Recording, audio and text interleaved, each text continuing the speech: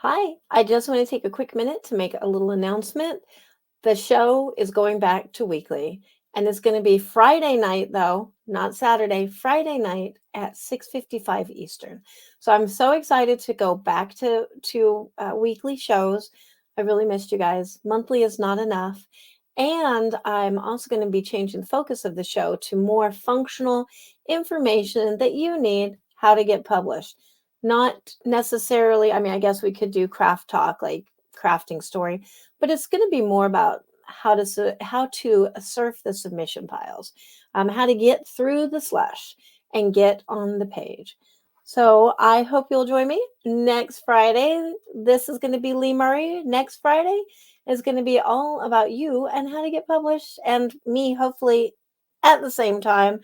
If you want to catch up to me between them, a lot of that information is going to be coming out of Aotearoa, which is at Aotearoa, whoops, wrong side, substack.com. So enjoy the interview with Lee, and I will see you next week with some different information on Friday. Bye.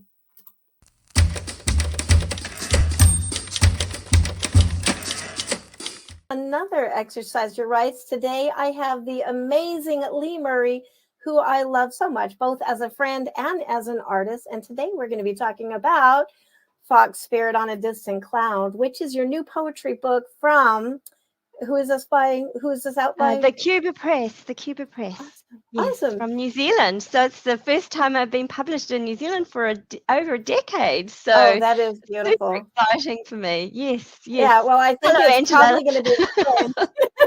More of a trend, even more now, because you are New Zealand's widest, the most accolades, I think, right? Of all. Oh, I don't know about that. I don't know about that, but I'm very lucky to have just recently received the Prime Minister's Award for Literary Achievement in Fiction. So this is a bit of a departure going towards my first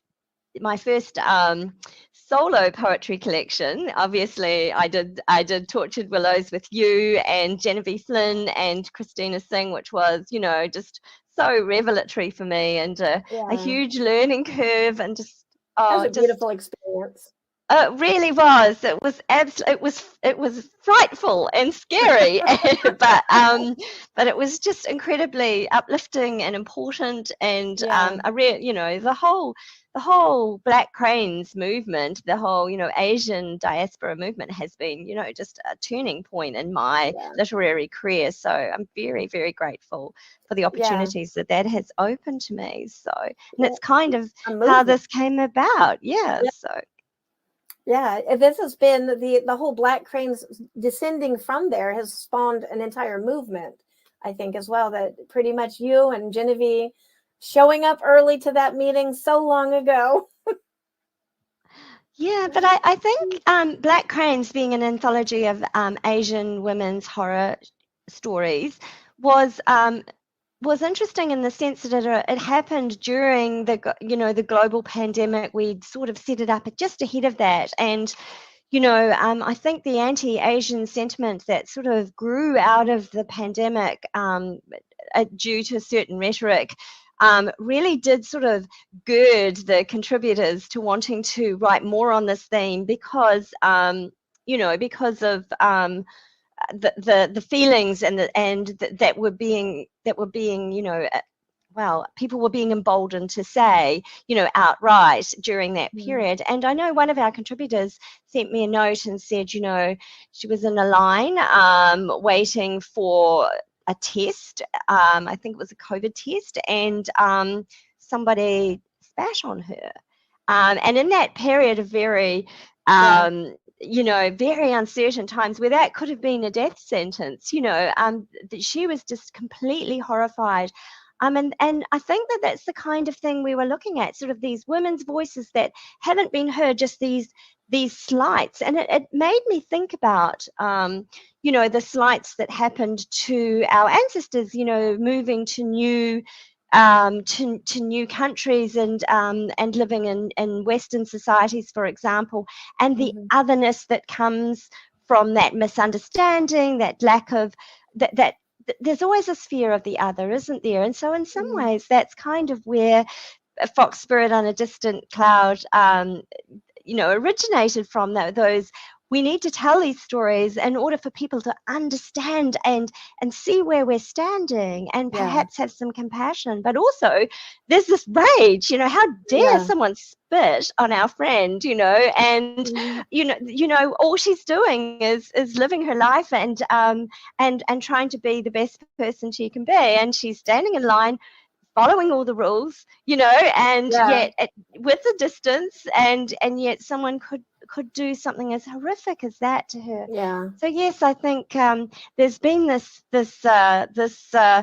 dual sort of forces on us to really to tell these stories, and there has been such an explosion of wonderful work from Asian diaspora writers in the last few years, and maybe it's just because we're noticing it. I don't know. Well, there's your own in Eugenie, which is looking at the Okinawa situation and the sort of tensions between, basically poor little nation falling between two big nations, and and where do you find your place in that, and how do and isn't that where do you find your voice, as a descendant of both of those places, and living and having lived in Western society. Just so that was the same sort of thing, right? You were inspired to write as because of it, and also it's not just because, but also for to move that movement forward and have a voice. That's what I think Black Cranes did with you guys. When you started that, it was like kind of putting that little wedge in there and opening the door. And so a lot of us could kind of like whisper. This was my metaphor for how Black Cranes came about. We were whispering like, hey, we have some stories. But then the door was kind of pulled open and people were like, we want these stories. And we were like, oh, okay, well, we have a few more. And that was the poetry with the Tortured Willows. And now Unquiet Spirits. Well, we have a few more things to say, but we're getting like a little bit louder. We're definitely unquiet now, I think. And then like all the spinoffs of that, like, in Eugenie or Fox Spirit, we're all doing our own projects. Like as a group, we kind of wedged our way in there and we're like, hey, we have something to say. And now we're like, oh, okay, you're listening. Blah, blah, blah. Here's all the things. There's so many things to say. Generations and generations of things to say. So but I do think they're quite different. In Eugenie, looking particularly, if young people are really interested in knowing more and understanding how different people think, particularly they're less closed than adults are, I think. So really important for you to be getting Eugenie out there, which I think you've got it coming later this year. Is that right? Yeah, for Okinawa Memorial Day, actually. Oh, wonderful. That's wonderful. It was a complete accident. I just scheduled it that day because that's also my blog birthday, which I also didn't know. So it's a very random coincidence that that's the day it's releasing on. But yeah, I want to see your cover again. Fox Spirit, it looks like it has gold foil. It does, isn't that beautiful? Very auspicious, isn't it, for an Asian diaspora narrative? So yeah, that beautiful gold, and also on the fox spirit motif here. So this cover is actually a collaboration between Christine Ling and Kim Low, who are both Chinese New Zealanders.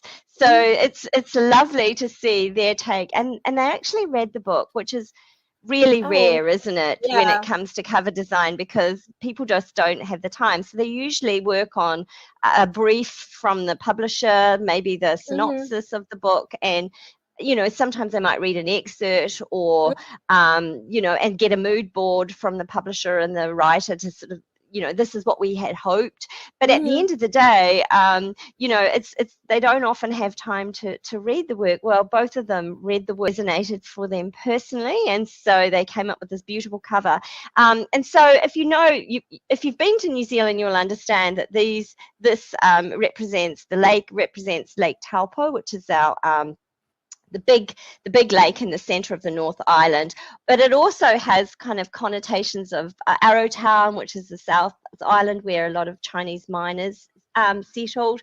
And also the mountains there is Mount Taranaki. So there's one of the stories in the set in the poems is set in Taranaki, and which is kind of like a Fujiyama cone. Yeah. You can see it looks a bit like that. And the title is Fox Spirit on a Distant Cloud. In New Zealand, the name for New Zealand is Aotearoa, which is the land of the long white cloud. And so Fox Spirit is the mythical Asian fox demon spirit girl who must live through 9 different lives or in order to ascend to the celestial heavens. And so Yeah. this is a displaced little fox spirit come to New Zealand, still trying to find her way to the heavens. And so, and I love that that Christine has done this beautiful, very abstract motif, and you can see the 9 feathers. Those are obviously the native birds of New Zealand. So she's gone for sort of feathers, chewy feathers that represent New Zealand's very rare native birds. And also these are the scrolls are very representative of Maori designs. But these particular scrolls were taken from a Han Dynasty vase. So she's taken this inspiration from this Han Dynasty vase in order to create this abstract fox demon. Wow. And she is kneeling, which I thought was really symbolic. Isn't that beautiful? She's kneeling because, of course, the character for woman in Chinese is actually a woman on bended knee, and so the fact that Kim saw this character as leaning over and on bended knee, that just the symbolism is just so stunning. So that's amazing. I'm completely blown away. And when they sent me this, I just yeah, that is so gorgeous. I could see that Right? just being a print to hang on the wall as well. I mean, you could just get lost in that.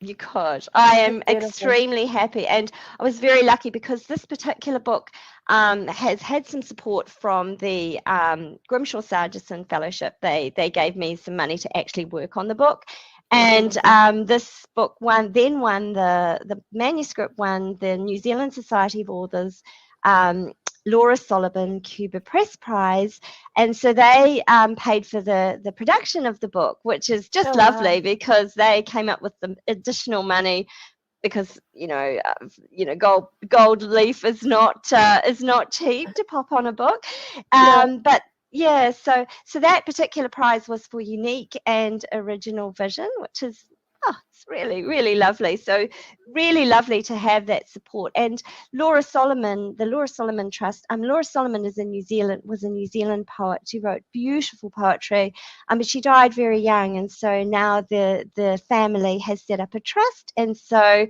in order to celebrate poetry and prose that is different and out there and a little bit hard to place. And this is the kind of story that's hard to place.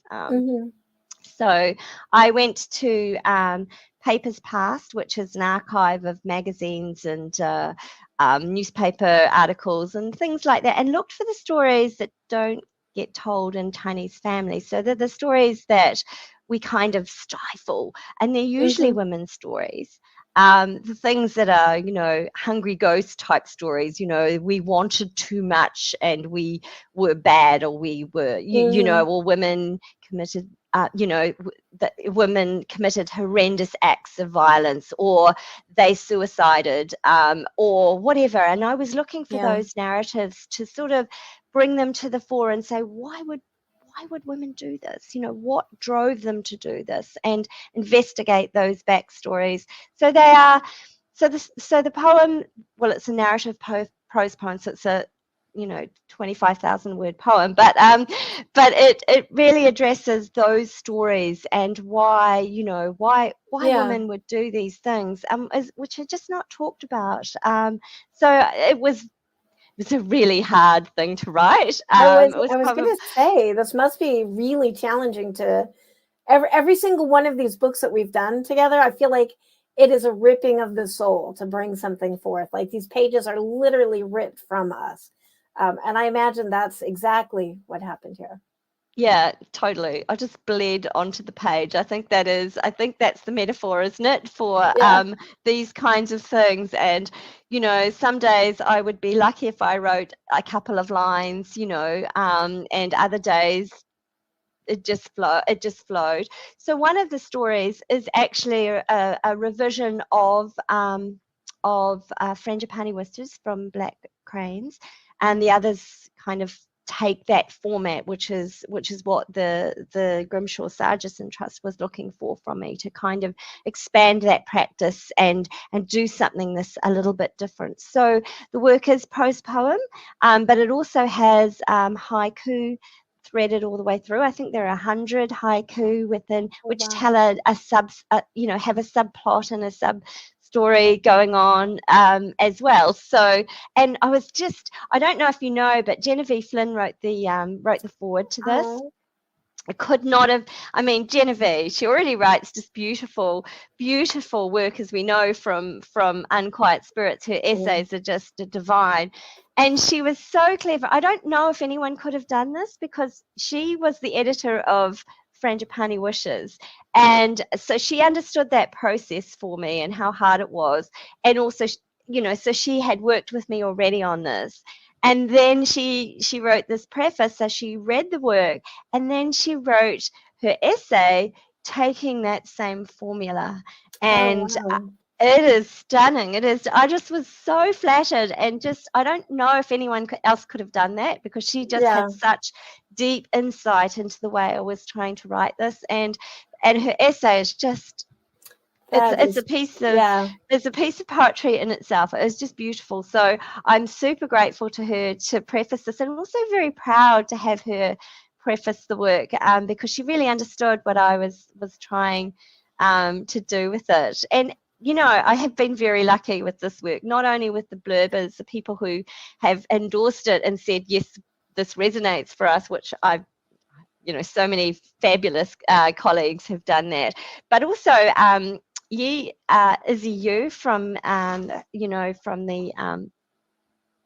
the Shadow Book of Yijun, and Yeah. incredible collection of translations of supernatural Chinese stories. And she did the Chinese translations for me, because as a Oh, Chinese nice. New Zealander, I don't speak any Cantonese or any Chinese. So apart from, excuse me, but please, where are the toilets, which isn't very helpful. Well, that could be helpful depending on what situation you find yourself in. And so she did this translations, and I asked her, Yeah. could she translate Fox Girl, which is the title of the poem that was included in Tortured Willows, which prefaces this collection. And she gave me two translations for Fox Girl, and using Chinese characters. And I just want to read these to you, because they're Yeah. just so beautiful. They're poetry in themselves. So the first one she said was Jade Fox. And she said the two characters. So the first character, it's composed of two characters. And she said the first character means jade and speaks to the land of jade, where the character comes from. And it also means virtue, moral excellence, worthy person, valuable, beautiful, and pure as jade. And the second character in the translation is also used in the translation of Jade Emperor.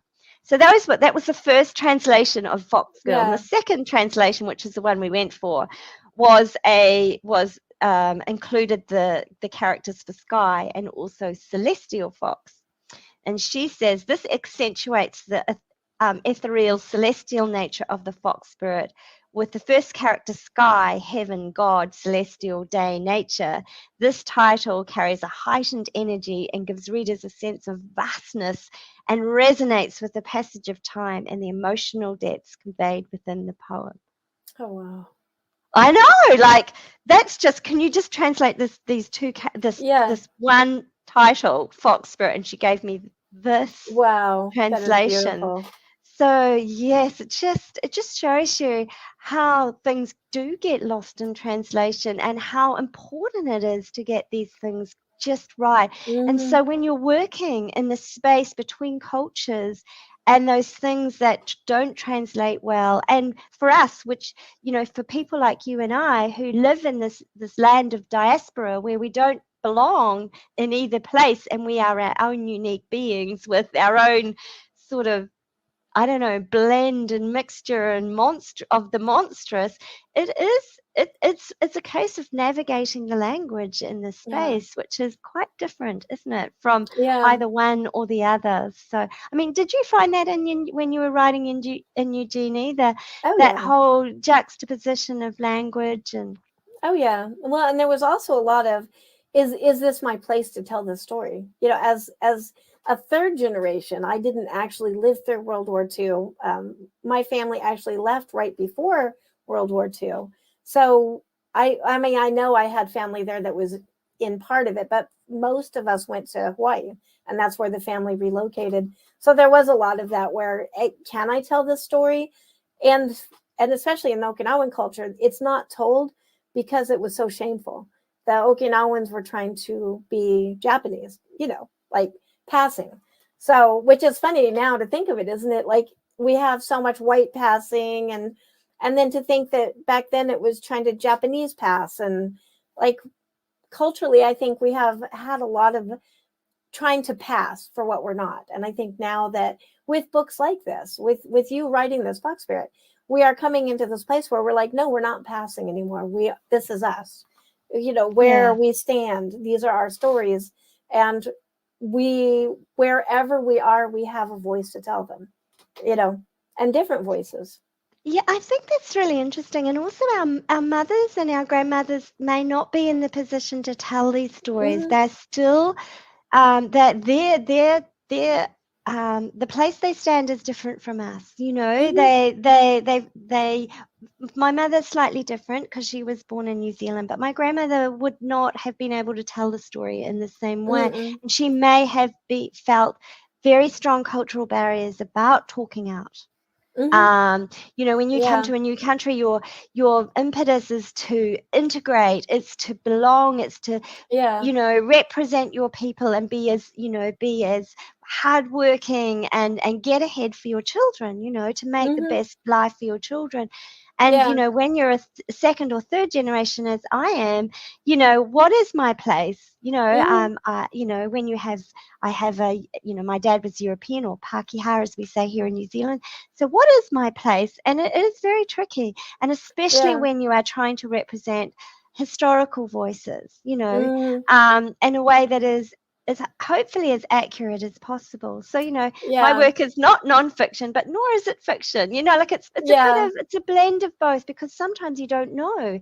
So you're Mm-hmm. drawing on what you think may have happened based on, cultural knowledge and Mm-hmm. and local knowledge of people's responses, and of course all the research, the talking to Yeah. people and the reading and reading between the lines, and Mm-hmm. those kinds of things which are so important Yeah. in this Yeah. kind of work. Yeah. And even just the delicacy of handling certain topics, because violence against women is a huge part of these stories. And so, how much of this do we put in these? How much of that do we translate into our work? Because I don't want to glorify it. I don't want to go through the nitty gritty details of what that was like. Um, but I still can't ignore it. So Exactly. yeah, so like what is our responsibility as women to make sure that this is understood, that this happened, this is part of the narrative, and this is part of the history, without refreshing it, like we don't want to promote it. So, and I know you have a lot of that in this book. Yes, absolutely. And the publisher has been very sensitive to that, I mean, because some people's lives is just horror. Mm-hmm. It is horror. Yeah. But, also they've put some resources for anyone who might actually still be struggling with some of these things, so that people Mm-hmm. can access them. And I think I was very grateful for that. I think that's a very Yeah. sensible thing, because you just don't know what place the person is that's reading the story. Where are they in their journey? Mm-hmm. And they may need some support, and they might see themselves in these narratives, which I hope Mm-hmm. everyone will see something. Yeah. But for those people who are struggling, it is important to, that can be triggering. So for sure, I was Yeah.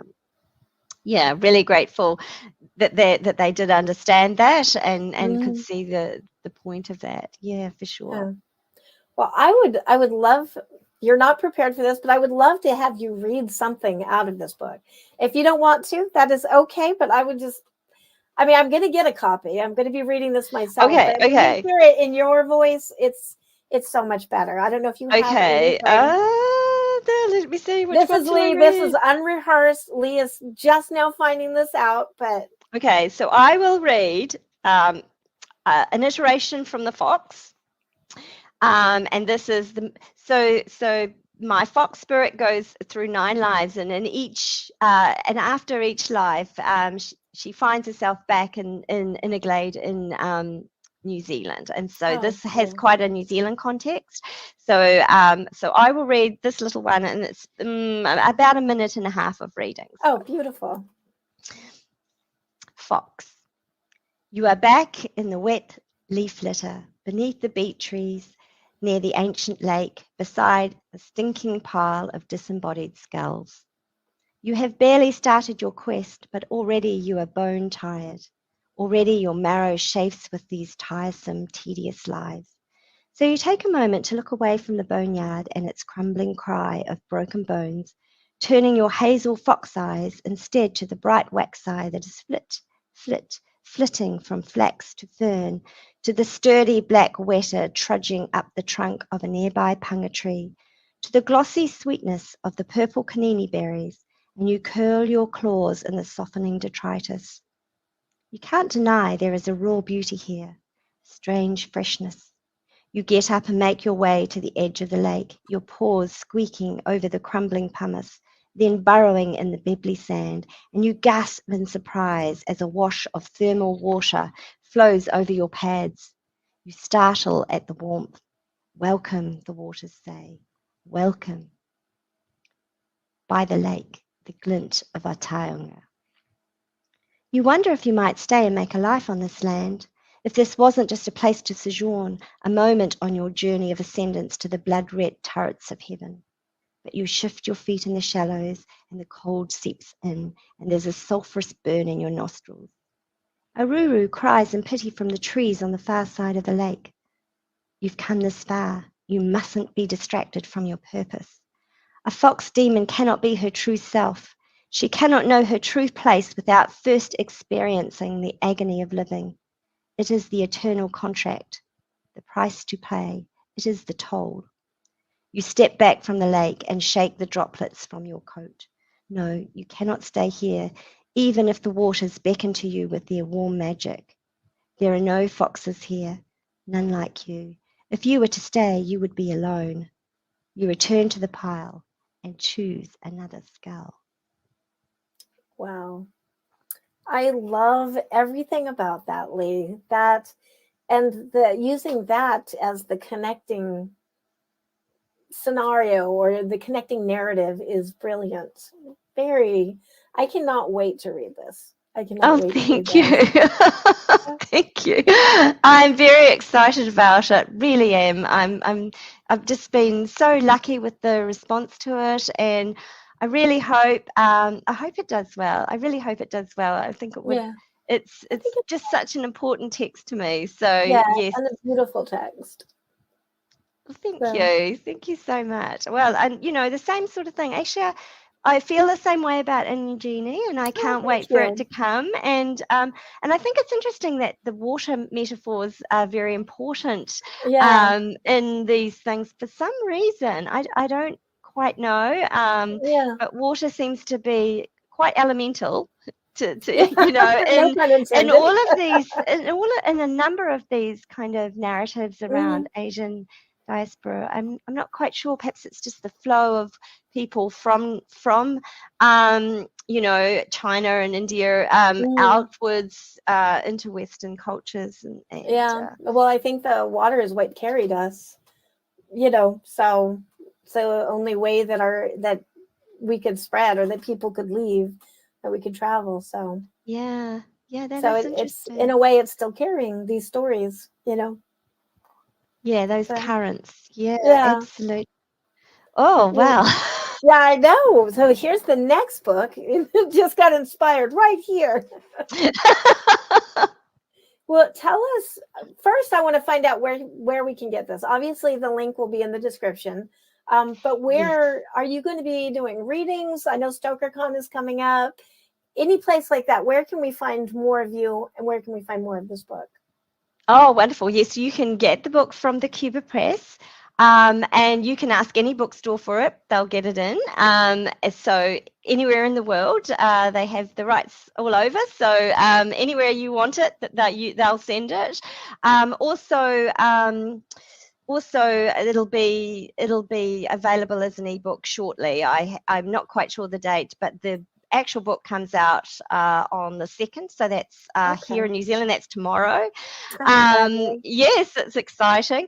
2nd of April, and as far as readings and appearances, I'll be mostly New Zealand at this point. I'll be going to the Auckland Writers Festival and talking about Asian rage there. I'll be at Featherston Bookstown in Wellington, in the capital, and also a few other places, National Poetry Day here in New Zealand. So quite a few places I'll be talking about Fox Spirit on a Distant Cloud. I have a launch in about 10 days' time in my hometown of Tauranga. Oh, so that will be lovely.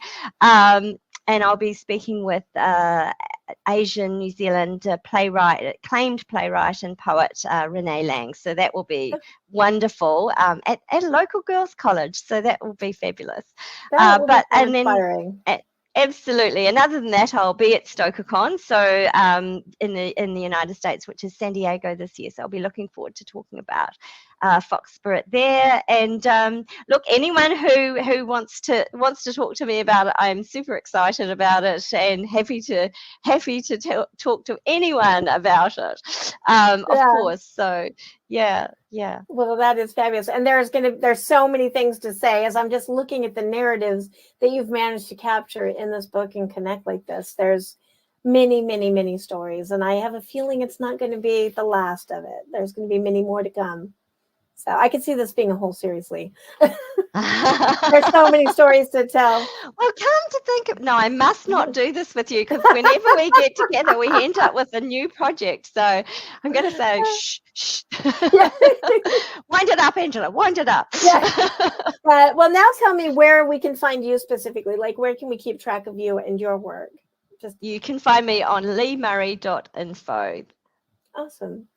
Yeah. Well, that's it. Thank you so much for coming on here and sharing this beautiful book and the surprise, completely unrehearsed reading. I was like, I really just want to hear some of this. So thank you for indulging me. And I cannot wait to get my hand on this. Congratulations on a beautiful book. Thank you so much. Thank you for having me, Angela. Absolutely. Anytime.